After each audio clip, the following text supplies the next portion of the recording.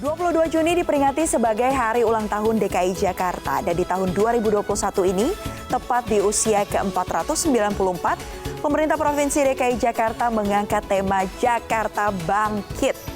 Semangat kebangkitan dan perjuangan juga sesuai dengan filosofi ikon kota Jakarta yang ada di samping saya.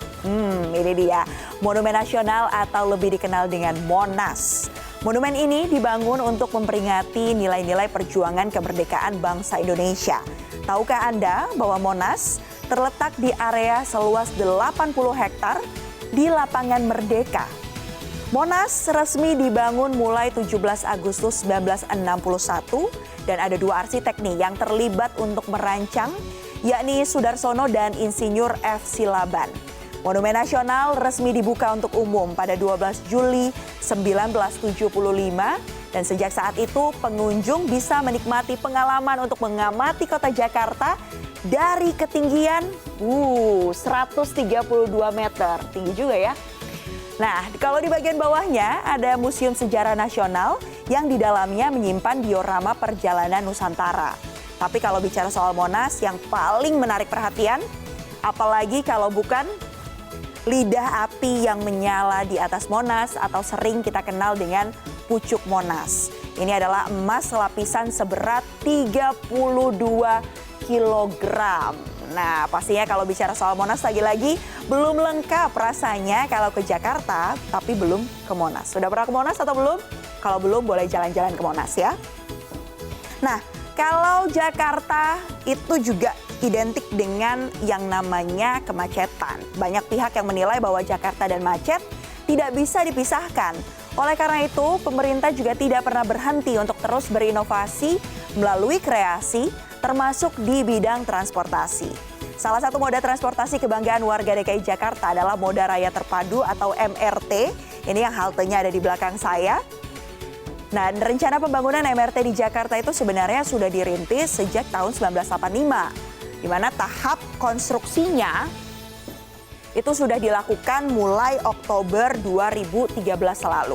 Pembangunan jalur MRT fase 1 sepanjang 16 km dari Terminal Lebak Bulus ke Bundaran Hotel Indonesia dengan 13 stasiun yang terdiri dari stasiun bawah tanah dan stasiun layang. Kalau ini suasana di dalam MRT ya. Hingga tahun 2021, pembangunan MRT fase 2 juga terus dilakukan. Tapi yang paling penting adalah integrasi transportasi juga terus dikembangkan di DKI Jakarta, termasuk integrasi MRT tadi dengan yang satu ini, Transjakarta. Transjakarta merupakan sistem transportasi bus rapid transit pertama di Asia Tenggara dan Selatan yang diklaim memiliki jalur lintasan terpanjang di dunia, yakni mencapai 208 km.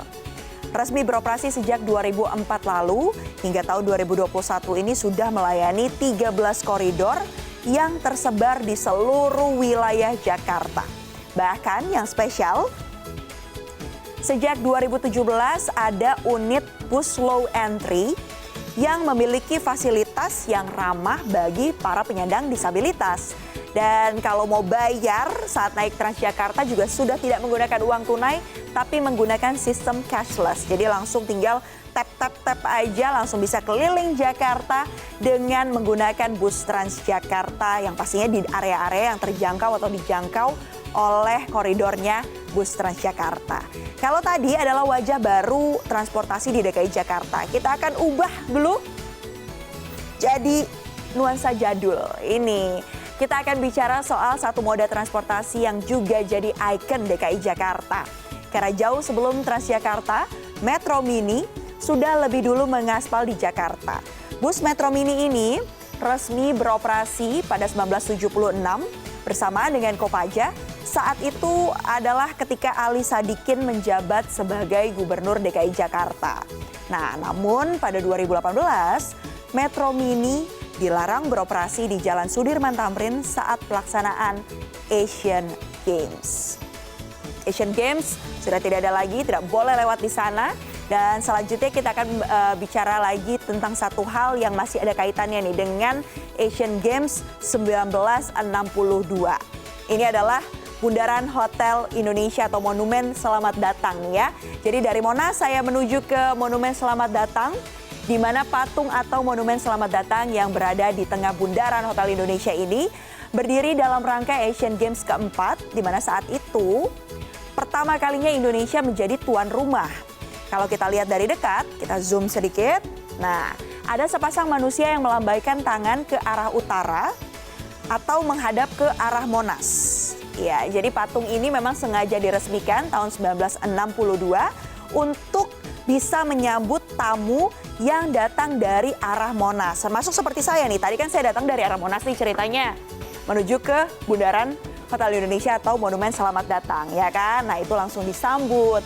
Nah, ini juga sudah menjadi saksi sejarah pastinya dari berbagai macam gelaran di kawasan ini, termasuk malam puncak hari ulang tahun ke-492 DKI Jakarta yang berlangsung pada tahun 2019 lalu. Kalau Anda, apa nih kira-kira memori yang paling diingat saat berada di Monumen Selamat Datang? Atau mungkin suka Car Free Day kalau hari libur di area ini? Yang pasti apapun kegiatan Anda saat melakukannya di masa pandemi harus terus menerapkan protokol kesehatan ya. Dan membahas ikon Jakarta erat kaitannya dengan yang satu ini. Apalagi kalau bukan ondel-ondel. Ini merupakan kebudayaan khas Betawi dan dilansir dari laman Kemdikbud, ada beberapa sejarah ondel-ondel di Jakarta. Salah satunya untuk mengusir gangguan dari roh halus yang gentayangan. Benar ya begitu? Jadi ondel-ondel ini berbentuk boneka setinggi 2,5 meter dengan lebarnya 80 cm. Pernahkah Anda membayangkan bahwa ternyata berat dari ondel-ondel ini bisa mencapai 20 hingga 25 kg. Berat juga ya. Ondel-ondel terbuat dari anyaman bambu dan dihiasi pakaian serta menggunakan aksesoris menyerupai manusia. Biasanya memang sepasang nih dibuatnya ya. Ondel-ondel aja berpasangan. Beberapa wujud ondel-ondel ada juga yang dibuat dengan rambut gimbal dan gigi yang bertaring. Ternyata ini punya maknanya.